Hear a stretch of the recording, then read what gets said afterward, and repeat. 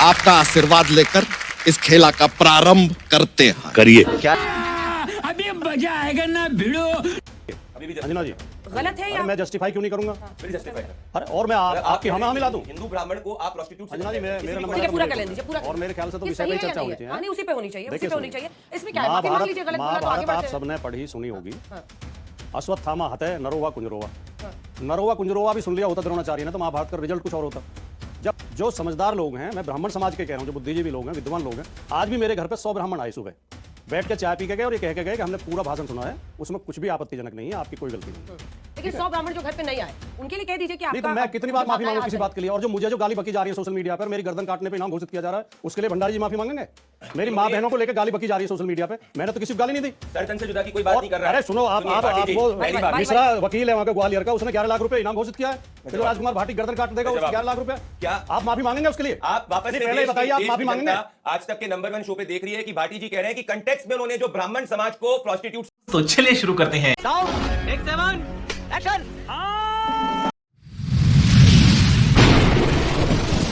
नमस्कार दोस्तों, स्वागत है आप सभी का मेरे आज के इस नए वीडियो में। दोस्तों आज डिबेट में प्रदीप भंडारी और राजकुमार भाटी आपस में भिड़ चुके हैं। दोस्तों राजकुमार भाटी ने कुछ बयानबाजी किया था ब्राह्मणों के खिलाफ। दोस्तों उन्होंने ऐसा कहा नहीं था, लेकिन उनके जो बयान है उनको कुछ क्लिप को काट कर ऐसा दिखाया जा रहा है जिससे वो गलत साबित हो रहे हैं और बीजेपी इस बात का मुद्दा उठाने में काफ़ी आगे है। दोस्तों यहाँ तक कि ग्वालियर के एक वकील ने तो राजकुमार भाटी के ऊपर 11 लाख का इनाम रख दिया कि जो भी व्यक्ति राजकुमार भाटी की गर्दन काट के लाएगा उसे 11 लाख रुपए का इनाम दिया जाएगा। दोस्तों आज इसी मुद्दे पर डिबेट चली है, जहां राजकुमार भाटी ने प्रदीप भंडारी और बीजेपी को रगड़ कर धोया है और कैसे बीजेपी मुद्दों से देश को भटकाती है ऐसा इल्जाम लगाया है। तो दोस्तों बहुत ही गजब की डिबेट हुई है। आप सभी ये वीडियो पूरा देखिएगा और अगर आप मेरे चैनल पर नए हैं तो उसे सब्सक्राइब करना मत भूलिएगा। आइए देखते हैं, मजा आएगा। पहले तो मैं चाहता हूं कि सार्वजनिक रूप से राजकुमार भाटी, जिन्होंने एक ही बार नहीं अनगिनत बार हिंदू ब्राह्मणों का अपमान किया है, और क्या बोला है सुनिए। ब्राह्मण समाज को प्रोस्टिट्यूट से कंपेयर करने वाले आज साले का खोपड़ी तोड़ साले का। अब राजकुमार भाटी को सार्वजनिक रूप से माफी मांगनी चाहिए और समाजवादी पार्टी को इनके खिलाफ एक एक्शन लेना चाहिए, जिससे प्रेसिडेंट सेट हो कि कोई हिंदू ब्राह्मणों के खिलाफ इस तरीके से नहीं बोल सकता, क्योंकि एक ही नहीं, इनके अनगिनत वीडियो हैं और ये बार बार ऐसा करते हैं। दूसरी बात, इलाहाबाद हाईकोर्ट का यह जजमेंट है कि सार्वजनिक स्थानों के ऊपर नमाज नहीं पढ़ी जा सकती, ये कॉन्स्टिट्यूशन अधिकार आर्टिकल 25 के अंदर नहीं देता है। तो योगी आदित्यनाथ तो वही कह रहे हैं कि जो संविधान के अंदर लिखा है। इनको दिक्कत यह है कि इनको अपने वोट बैंक को साधना है और इनको बैक करने वाले कट्टरपंथी इस बात को नहीं मान रहे कि नमाज पढ़ना है तो आप जाके अंदर सड़क पर नमाज पढ़ने का तो अधिकार संविधान भी नहीं देता है। 25 आर्टिकल में लिखा है कि खाओ मां कसम। Subject to public order. तो मैं इनसे पूछना चाहता हूं, जब अयोध्या में प्रभु श्री राम के मंदिर के दर्शन अभी तक करने नहीं गए, चुनावी हिंदू बन रहे हैं, पर क्या आज आप ब्राह्मणों का अपमान करने के लिए माफी मांगेंगे? राजकुमार भाटी जी, एक तो माफी की बात, क्योंकि अखिलेश जी ने भी आपको तलब किया है तो बोला ही होगा कि ऐसा मत कीजिए, लेकिन अखिलेश यादव एक तरफ भाईचारा भी दिखा रहे हैं और दूसरी तरफ वो जातियों में बंटवारा भी चाहते हैं, तभी तो आपने इस तरह की बात बोली होगी। क्यों? नहीं, मेरी समझ में नहीं आ रहा कि वो कई बार मैं स्पष्ट कर चुका हूँ, किसी भी बात को अगर संदर्भ से काट कर देखा जाएगा तो बात समझ में आएगी नहीं। ये बड़ी अच्छी बात कही आप। मेरी 12 मिनट की वीडियो है, 12 मिनट का भाषण है, उसमें से 7 सेकंड की क्लिप निकाल के और उस पर चर्चा की जा रही है। आप पूरा भाषण सुनिए तो आपको लगेगा कि उसमें मैंने कुछ भी आपत्तिजनक नहीं कहा और मेरी मंशा किसी का अपमान करने की नहीं थी और किसी जाति, किसी धर्म, किसी संप्रदाय का हम अपमान कर ही नहीं सकते, क्योंकि हम समाजवादी लोग हैं। ये ठीक है, समझिए आप। लाइन आपने बोली है या नहीं बोली है? संदर्भ देखिए, आप पूरा देखिए। अभी भी अंजना जी गलत है या मैं जस्टिफाई क्यों नहीं करूंगा? फिर जस्टिफाई कर रहे हैं। अरे और मैं आपकी हमें मिला दूं? हिंदू ब्राह्मण को आप प्रोस्टिट्यूट से अंजना जी मेरा ठीक है, नंबर पूरा कर लें दीजिए, पूरा और मेरे ख्याल से तो ये विषय सही पे है या चर्चा नहीं होनी है? चाहिए। हाँ, नहीं, उसी पे होनी चाहिए, उसी देखिए पे होनी सुनिए। चाहिए। इसमें क्या है? माफी मांग लीजिए, गलत बोला तो आगे महाभारत आप बढ़ते हैं। सबने पढ़ी सुनी होगी। हाँ। अश्वत्थामा हतः नरोवा कुंजरोवा। हाँ। नरोवा कुंजरोवा भी सुन लिया होता द्रोणाचार्य ने तो महाभारत का रिजल्ट कुछ और होता। बात तो सही है। जब आप आधी चीज सुनेंगे तो आपको सही अर्थ समझ में आएगा नहीं, किसी की भी समझ में।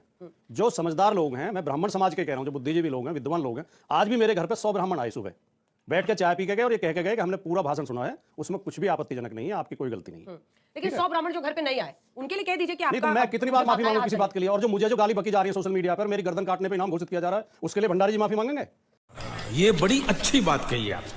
मेरी माँ बहनों को लेकर गाली बकी जा रही है सोशल मीडिया पे, मैंने तो किसी को गाली नहीं दी। सर्जन से जुदा की कोई बात नहीं कर रहा है। अरे सुनो, आप वो मिश्रा वकील है वहां का ग्वालियर का, उसने 11 लाख रुपए इनाम घोषित किया है। तो राजकुमार भाटी गर्दन काट देगा उसको 11 लाख रुपए। क्या यही नहीं, अभी और सुनिए।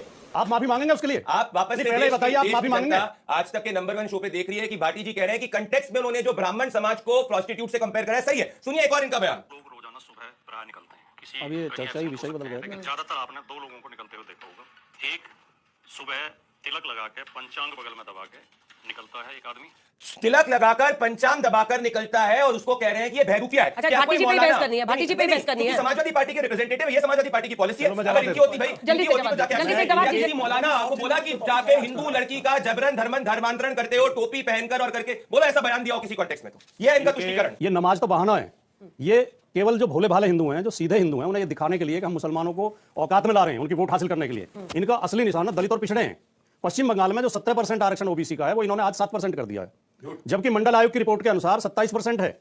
ओबीसी की आबादी 54% है। 54% को 27% आरक्षण, उसमें भी पश्चिम बंगाल में 17 है, और आज कर दिया इनकी सरकार ने 7%। झूठ। अरे बाप रे, ये तो धोती खोल रहा है। तो असली क्या झूठ है? झूठ। 7% नहीं किया, मुसलमानों को 7% नहीं किया, नहीं, 17 का 7 किया, नहीं किया। जो मुसलमानों देखिए, को ओबीसी के इस तरह अंदर झूठ रिजर्वेशन बोलने से वो है। फायदा हो रहा है। आप ये कह रहे हैं कि अब मैं आपसे बात नहीं कर रहा हूं, मैं अंजना जी से बात कर नहीं कह रहा हूं, पर तो आपने अंजना कहा जी, कि इनका जो असली मकसद ये है बोले हिंदू कि है, ये मुसलमान को दिखा के ओबीसी और एससी का हटाना चाहते बदमाश कह रहे हैं। आपने ये 85% हिंदुओं का शोषण करना चाहते नहीं, हैं, नहीं, ऐसी- उनके हक मारना चाहते हैं, मुसलमानों उन्हें के अंदर अपमानित की करना बात चाहते हैं। अरे पर क्या बंगाल ने अखिलेश यादव को सिखा दिया कि आप सिर्फ एक तरफ की बात करके कि आंखों में मदीना और वहीं चले ये करे, ये सब कावा मदीना करने से वोट नहीं मिलेगा, आपको हनुमान जी की भी आरती उतारनी होगी।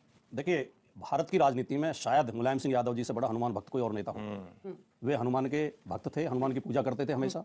लखनऊ में आज नहीं, बड़े मंगल पे जो भंडारे लगते हैं, डिंपल जी हर साल बड़े मंगल पे भंडारे लगाती हैं लखनऊ में, जो हनुमान जी के नाम से लगते हैं। किसी की आस्था पे प्रश्न करना और किसी की आस्था पे सार्वजनिक चर्चा करना, यही प्रोटोकॉल के खिलाफ है।